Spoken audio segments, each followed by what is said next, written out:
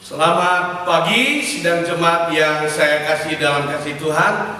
Hari ini kita sedang dalam suasana menanti hari Pentakosta, hari ketuanan Roh Kudus. Minggu ini seharusnya kita setiap sore berkumpul berdoa bersama-sama. Tetapi saya mendorong sidang jemaat untuk terus berdoa kepada Tuhan, memohon kasih karunia, kecurahan Roh Kudus-Nya kembali terus, pemulihan kepada gereja terjadi. Itulah janji Tuhan yang diberikan buat kehidupan kita. Dia sudah mencurahkan Roh Kudus-Nya. Dia berikan Roh Kudus-Nya untuk membaptis gereja Tuhan, membaptis setiap orang percaya dengan Roh Kudus-Nya, dan memulihkan kehidupan kita kepada pengharapan yang jauh lebih baik lagi. Hari ini saya ingin menyampaikan kebenaran firman Allah yang pernah saya sampaikan 1 tahun yang lalu. Saya tergerak untuk menyampaikannya kembali menjadi penyegaran, dan ini berkenaan dengan apa yang sedang kita gumuli bersama-sama. Dan ternyata saya melihat catatan dalam pelayanan saya, dan 1 tahun yang lalu di hari suasana kenaikan Tuhan, saya pernah menyampaikan firman Tuhan. Dan ini saya ingin sampaikan kembali supaya kita tahu apa maksud dan rencana Tuhan dengan segala yang terjadi. Mari kita akan melihat firman Allah di dalam Kisah Rasul pasal yang pertama, ayat 4 sampai dengan ayat yang ke-8. Firman Tuhan berkata demikian. Pada suatu hari ketika ia makan bersama-sama dengan mereka, ia melarang mereka meninggalkan Yerusalem dan menyuruh mereka tinggal di situ menantikan janji Bapa. Yang demikian katanya, telah kamu dengar daripadaku, sebab Yohanes membaptis dengan air, tetapi tidak lama lagi kamu akan dibaptis dengan Roh Kudus. Maka bertanyalah mereka yang berkumpul di situ, Tuhan, maukah engkau pada masa ini memulihkan kerajaan bagi Israel? Jawabnya, engkau tidak perlu mengetahui masa dan waktu yang ditetapkan Bapa sendiri menurut kuasanya. Tetapi kamu akan menerima kuasa kalau Roh Kudus turun ke atas kamu, dan kamu akan menjadi saksiku di Yerusalem dan di seluruh Yudea dan Samaria dan sampai ke ujung bumi. Puji nama Tuhan. Bapak Ibu Saudaraku yang saya kasih dalam kasih Tuhan Yesus Kristus, Yesus sudah ada di tahtanya. Dan dalam khotbah kenaikan saya berkata, karena Tuhan sudah ada di tahtanya, dengan satu perkataan saja dari sorga, Dia bisa merubah dunia, bisa merubah hidupmu, bisa merubah masa depanmu. Dan itu adalah kasih karunia Bapa. Kalau hal itu maksud saya belum terjadi dalam kehidupan kita, kalau masa itu, saat itu belum terjadi dalam diri kita, artinya kita belajar untuk setia kepada Tuhan, untuk setia menyerahkan kehidupan kita kepada Tuhan. Ketaatan kita, ketekunan kita akan terus menimbulkan pengharapan kepada Tuhan, karena janji Tuhan itu ya dan amin. 2000 tahun yang lampau, setelah Yesus naik ke sorga, Dia menyuruh murid-murid untuk menantikan di loteng Yerusalem. Kita suka sebut di loteng Yerusalem karena mereka menempati doa di ruangan atas satu rumah di Yerusalem, menantikan janji Tuhan, yaitu pembaptisan Roh Kudus. Roh Kudus dicurahkan pertama kali bukan hanya kepada orang per orang, tetapi dijadikan untuk setiap orang percaya, bukan hanya untuk para nabi, raja dan imam seperti perjanjian lama. Bahkan menurut Yoel katakan, seorang hamba pun, orang yang dalam strata sosial tidak dinilai, tetapi kalau percaya kepada Tuhan, orang itu bisa dipenuhkan oleh Roh Kudus, dibaptis oleh Roh Kudus. Itulah janji Tuhan buat kehidupan kita. Kenapa kita memerlukan pembaptisan Roh Kudus? Karena ada satu rencana Tuhan yang besar. Zaman gereja, zaman bangsa-bangsa yang mendengar, yang dulunya tidak mengenal Allah, sekarang mengenal Tuhan. Bapak Ibu sekalian, kalau Bapak Ibu belajar sejarah, peradaban dunia itu bukan di Eropa, ya. Sekarang orang mengukur peradaban itu dengan apa yang diputuskan oleh Barat, oleh Eropa. Padahal kalau kita belajar sejarah, Eropa itu pada masa awal abad-abad pertama itu adalah tempat yang dikatakan dalam Alkitab bangsa barbar, bangsa yang tidak ada aturan, kanibal, orang-orang yang tidak mengenal tata krama. Justru di timur itu adat istiadat, aturan, kebaikan, kebenaran, moralitas ditegakkan. Kenapa? Karena memang manusia berasal dari timur adanya. Ya. Kita tahu perkembangan manusia. Ya, Eropa adalah bangsa yang sebenarnya terbelakang dalam masalah peradaban. Sudah lihat saja peninggalan masa lalu, ya. Di Eropa itu ada batu yang disusun di Inggris kalau saya tidak salah, ya. Batu itu sederhana sekali, ya, hanya batu yang ditumbuk sedemikian rupa, ya. Tapi coba lihat dengan Borobudur di negara kita, itu jauh lebih indah, jauh lebih artistik, ya. Artinya peradaban timur itu jauh lebih maju, ya.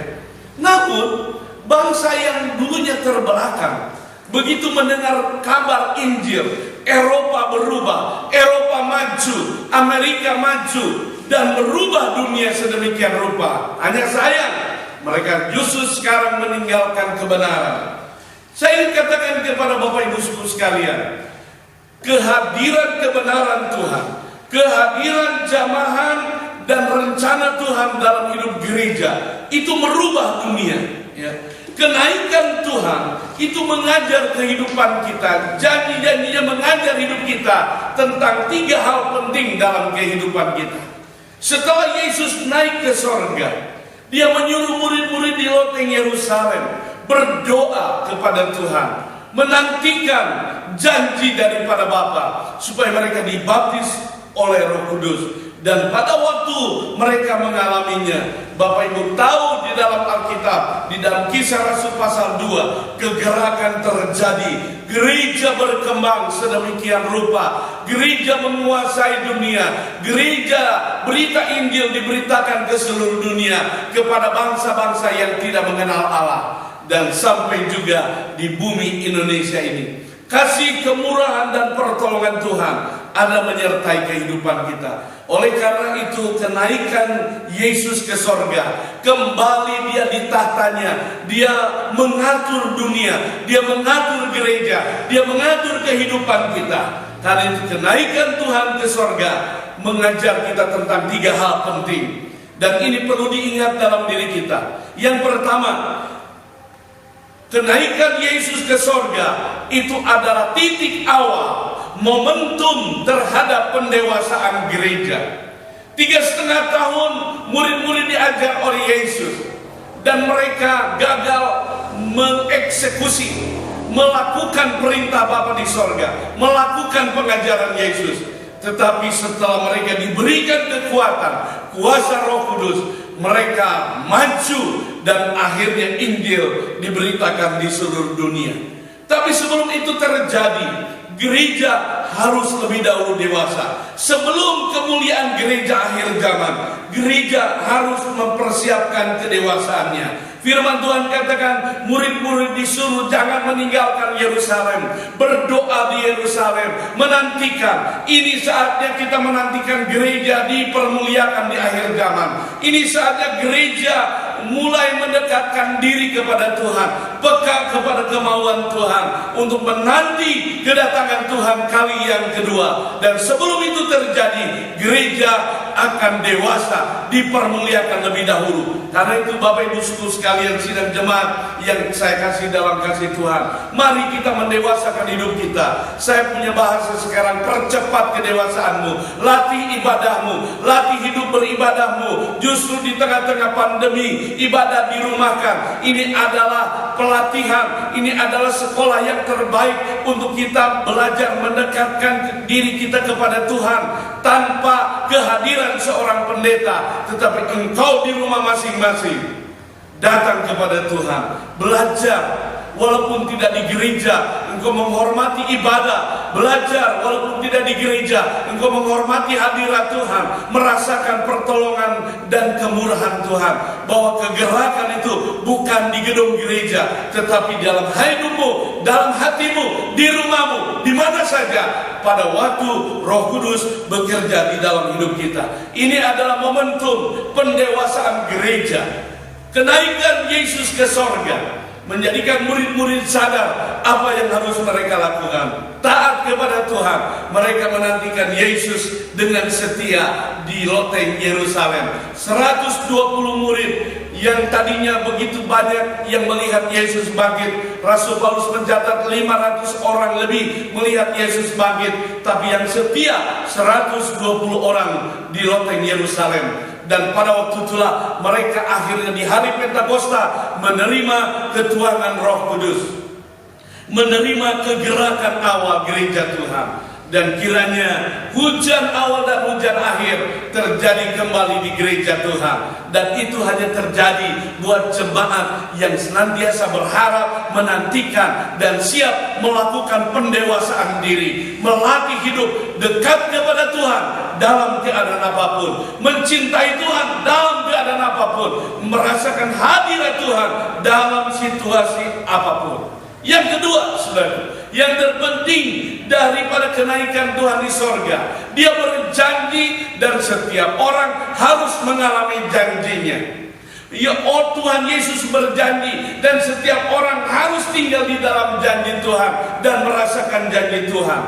Tuhan Yesus naik ke sorga adalah titik awal untuk kita mengalami langsung mujizat itu di dalam hidup kita. Mujizat pertolongan Tuhan, bukan menyaksikan Yesus membangkitkan, bukan menyaksikan Yesus menyembuhkan, bukan menyaksikan Yesus memberikan pengurapan, memberkati, tetapi kita sendiri menjadi pelaku mujizat. Kita sendiri yang mengalami mujizat, kita sendiri yang melakukan penyembuhan, kita sendiri yang melakukan mujizat itu. Itulah janji Tuhan. Oleh karena itu gereja Tuhan disebarkan, dibuka jalannya dengan berbagai mujizat. Bukankah Yesus berkata, menyertai pemberitaan Injil, orang minum racun tidak mati, digigit ular tidak mati. Dan itu terjadi di banyak tempat. Mujizat Tuhan ada dalam kehidupan kita. Dunia hari ini dipenuhi dengan sakit penyakit. Kita tidak menyangka ada corona, COVID-19. Kita mendengar dulu Ebola, SARS, MERS yang cukup menakutkan. Tetapi yang terakhir ini sebenarnya faktor kematiannya belum seberapa secara statistik dunia, tetapi menakutkan dalam penyebarannya. Di mana kehidupan kita? Inilah saatnya kita memang harus berwaspada, kita harus menjaga diri. Tetapi saya ingin katakan kepada Bapak Ibu, seberapa kuat kita menjaga diri, seberapa besar kita menjaga keamanan hidup kita, kita tidak bisa lewat dari ancaman berbagai kelemahan hidup kita. Kita memerlukan mujizat dari Tuhan. Ini saatnya kita mengalami, sidang jemaat Tuhan mengalami pemulihan ekonomi. Justru di saat-saat sukar seperti ini, mengalami pemulihan kehidupan, pemulihan damai sejahtera. Di saat-saat yang tidak menyenangkan seperti ini, pemulihan ekonomi, pemulihan kesehatan. Di saat-saat seperti ini, mungkin banyak orang katakan, mana mungkin kita bisa menjadi baik dalam keadaan yang kacau balau seperti ini. Bagi anak-anak Tuhan, ada pertolongan dari tempat yang maha tinggi. Inilah masanya kita melihat 5 roti, 2 ekor ikan memberi makan lebih daripada 5.000 orang laki-laki. Dan bahkan banyak sisanya. Dengan berbagai cara Tuhan akan menjamah dan memberkati hidupmu. Saya dengar ada banyak kesaksian hamba Tuhan hari-hari ini, anak-anak Tuhan justru diberkati di tengah-tengah corona COVID-19 ini. Memang diawali mereka banyak mengeluh, tapi akhirnya pengeluhan tidak menjawab apa-apa. Doa, penyerahan mendatangkan mujizat. Anak-anak Tuhan, percayalah, hidupmu, kehidupanmu akan dijamin oleh Tuhan karena kasih dan kemurahannya. Yang ketiga, yang perlu kita perhatikan dari kehidupan kita di dalam masa-masa memperingati hari kenaikan Tuhan. Momentum kenaikan Tuhan itu memberikan momentum kita bergerak kepada tujuan yang pasti. Firman Allah berkata, nantikan di Yerusalem. Mereka mengalami baptisan, punya pengalaman dibaptis oleh Roh Kudus, mengalami sendiri kehadiran Allah di dalam diri mereka. Kalau Paulus mengajarkan hidup kita adalah bait Roh Kudus, itu diawali di loteng Yerusalem. Roh Kudus menempati hidup kita, menguasai hati dan pikiran kita. Kita bergerak dengan kekuatannya, momentum pengalaman. Tetapi jangan lupa, itu bukan untuk diri kita sendiri. Keberhasilanmu, keselamatanmu, damai sejahteramu bukan untuk dirimu sendiri, tetapi Tuhan mau engkau bergerak kepada tujuan menjadi saksi Tuhan.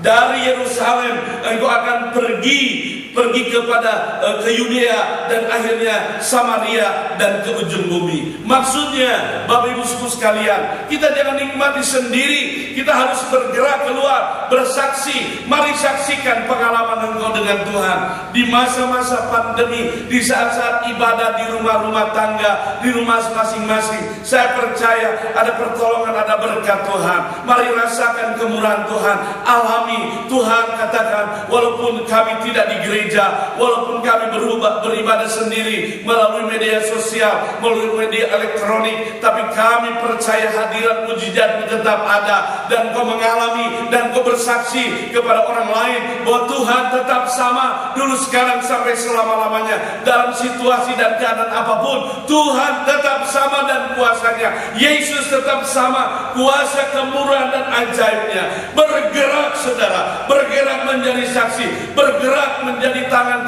kasih dan kemurahan Tuhan. Hari ini kita mau belajar untuk menyerahkan hidup kita kepada rencana dan tujuan Tuhan. Orang yang dikasihi Tuhan, orang yang ingin hidupnya Tuhan campur tangan. Janji roh di firman Allah dalam Roma pasal 8. Mari kita kembali membaca ayat ini, melihat apa yang Tuhan janjikan buat kehidupan kita. Kita tahu sekarang bahwa Allah turut bekerja dalam segala sesuatu untuk mendatangkan kebaikan bagi mereka yang mengasihi Dia.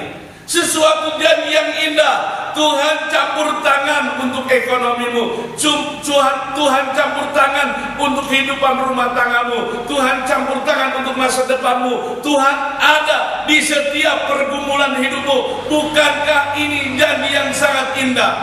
Berapa banyak sidang jemaat Tuhan yang merasakan ini? Berapa banyak sidang jemaat Tuhan yang merasakan kemurahan Tuhan, bahwa Tuhan benar-benar campur tangan dalam hidupmu, campur tangan dari pagi ke malam, dari pagi ke malam, setiap hari. Seperti Yeremia katakan, selalu baru kasih Tuhan setiap pagi. Biarlah jemaat Tuhan merasakan ini semua, merasakan kekuatan, kemurahan Tuhan yang ajaib. Dan kalau kita sudah mengalami, inilah momentum untuk kita bergerak kepada rencana Tuhan. Karena Tuhan hanya campur tangan kepada mereka yang dikasihi Dia. Siapa yang dikasihi Tuhan? Ayat ini berkata selanjutnya, yaitu bagi mereka yang terpanggil sesuai dengan rencana Allah. Kalau engkau punya rencana sendiri lalu menyuruh Tuhan ikut campur tangan, itu namanya Tuhan jadi pembantumu.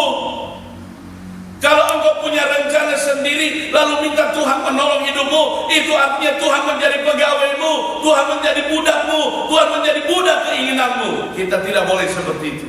Kita harus mencintai Tuhan sebagai Tuhan, menempatkan Dia di tahtanya. Dia adalah Tuhan yang besar, Dia ada di sorga, bertahta dengan kekuasaannya. Kita menjadi budaknya, kita menjadi hambanya, kita menjadi alatnya. Bukan kemauan kita, tapi kemauan Tuhan.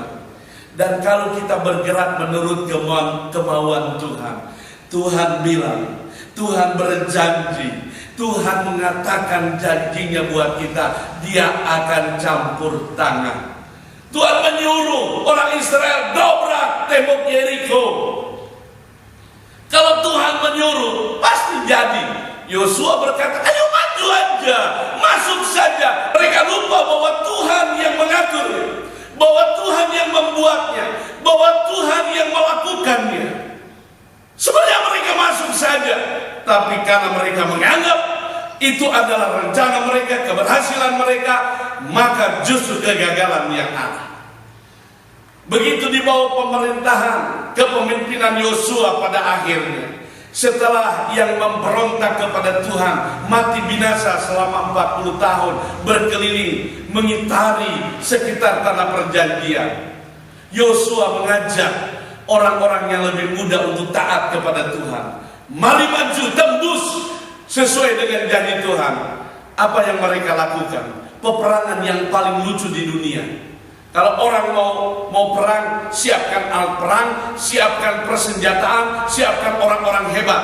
Tetapi Yosua dan kawan-kawan mempersiapkan nafiri, dan mereka hanya berkeliling, berjalan, berbaris, berdiam diri, seolah-olah mereka seperti pengucut. Orang-orang di Yeriko melihat apa yang dilakukan Israel. Setiap hari mereka berkeliling, putari ini benteng. Nah, mereka diam-diam seperti ketakutan. Wajah mereka tertunduk, mulut mereka terdiam. Tapi mereka tidak tahu mereka sedang membangun komunikasi dengan Allah, keyakinan dengan Allah. Mereka diam, mereka melakukan apa yang Tuhan perintahkan. Saudara, hidup kita harus seperti ini, bergerak dalam tujuan. Mungkin dunia mengolok kita, dunia mengejek kita, dunia mempertanyakan apa yang sedang kita lakukan. Namun saya ingin katakan, kalau kita mengikuti perintah Tuhan, Tuhan campur tangan. Hari terakhir, hari yang ke-7, 7 kali mereka berkeliling, mereka bersorak, memuliakan Tuhan, memanggil nama Tuhan. Dan tembok yang besar dengan benteng-benteng yang kuat hancur seketika tanpa kekuatan manusia. Saya merindukan peristiwa yang sama terjadi pada waktu saudara menggumuli hidup saudara, menggumuli ekonomi, kesehatan, apapun hari-hari ini, termasuk kami gereja, hamba Tuhan menggumuli. Kami sudah berbicara, meminta, memohon, mengatur semuanya, tetapi keadaan seperti hari-hari ini. Tapi kami diam dengan Tuhan. Kami percaya ada rencana dan maksud Tuhan, ada kekuatan Tuhan yang ajaib, yang akan mengatur semuanya pada waktunya. Pada waktu disorakan nama Tuhan, pada waktu ditinggikan, Dia akan berbuat hal mujizat yang luar biasa buat kehidupan saya dan saudara. Mari kita terpanggil di dalam rencana Allah. Mari kita melakukan apa yang Tuhan perintahkan. Karena kalau kita melakukan apa yang Tuhan perintahkan, maka Dia akan ikut serta di dalamnya. Karena itu perintahnya, karena itu hati dan rencananya, bukan karena kekuatan kita. Dia akan bertanggung jawab terhadap apa yang Dia katakan. Jangan mengatur Tuhan, jangan membawa Tuhan, kita yang ikut Tuhan. Jangan membawa Tuhan dalam hidupmu, tapi biarlah hidupmu ikut Tuhan. Tuhan yang membawa kehidupanmu, Tuhan yang membawa engkau dalam rencananya, Tuhan yang membawa engkau di dalam maksud-maksudnya. Maka hidupmu akan berbahagia. Yesus sudah naik ke surga. Apapun yang Dia katakan, tidak akan ada yang menggagalkannya. Tidak ada seorang pun di dunia ini yang bisa menentangnya. Bahkan akhir zaman, antikris akan bertahta hanya sekejap mata. Begitu Tuhan datang, dia dibinasakan oleh Tuhan, Dia dibinasakan oleh kemuliaan Tuhan. Sekejap mata bersama orang-orang kudusnya, kita akan menang bersama dengan Tuhan. Hanya satu hal yang harus kita lakukan, hidup kita harus dewasa. Jadikan hidup kita mengalami apa janji Tuhan. Hiduplah di dalam rencana Tuhan kepada tujuan Tuhan. Dia akan menolong, memberkati kehidupan kita. Puji Tuhan. Biar kita bersama-sama mau bergerak dalam hidup kita. Sidang jemaat Tuhan, mari bergandengan tangan dengan Bapak Gembala. Kita bersama-sama untuk maju memuliakan Tuhan, untuk maju melakukan apa yang Tuhan mau. Biarlah hidup menjadi garam dan terang, hidup menjadi contoh teladan. Engkau bersaksi mulai dari Yerusalem, mulai dari rumah tanggamu.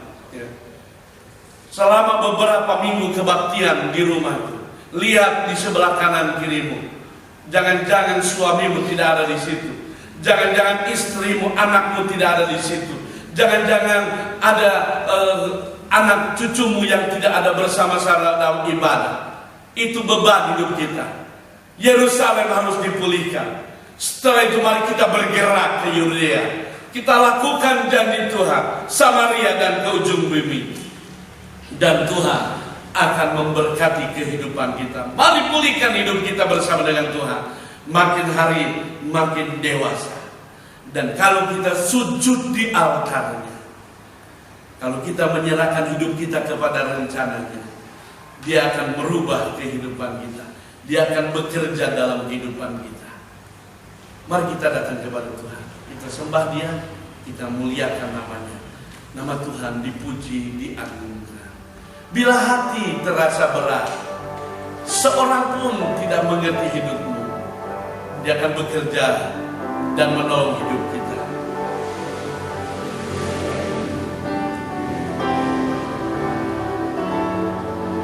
Bila hati terasa berat,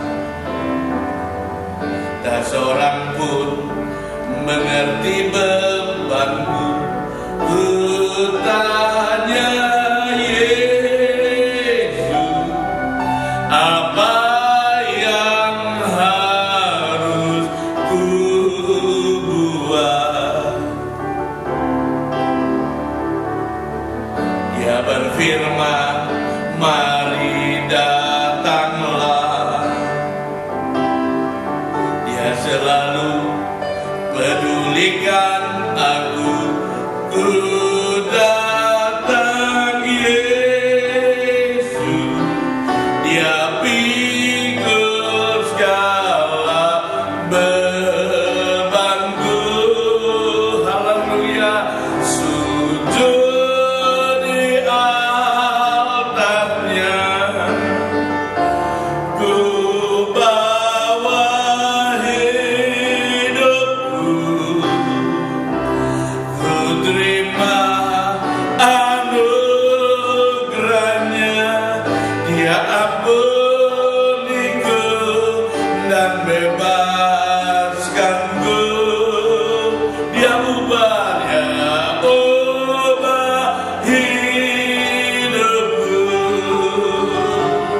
Barui hatiku. Sesuatu terjadi saat datang di altarnya. Serahkan hidupmu dan bergerak di dalam pergerakan Tuhan. Serahkan hidupmu di altarnya. Katakan, Tuhan, aku mau didewasakan. Aku mau mengalami pengalaman dengan Engkau. Pengalaman-pengalaman yang Kau janjikan dalam gerejamu. Buat gerejamu di akhir zaman. Dan aku mau menjadi alatmu. Serukan doa ini kepada Tuhan. Dan Tuhan akan memakai dan memberkati hidupmu.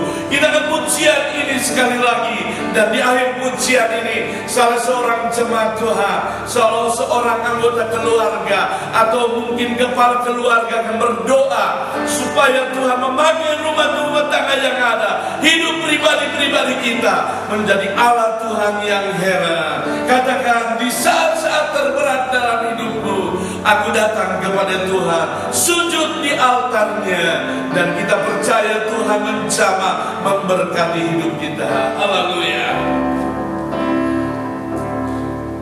Bila hati terasa berat,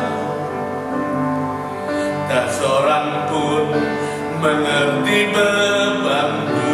Ku tanya Yesus, apa yang harus ku buat? Dia berfirman, mari datanglah. Dia selalu pedulikan aku. Ku datang Yesus, Dia pikul segala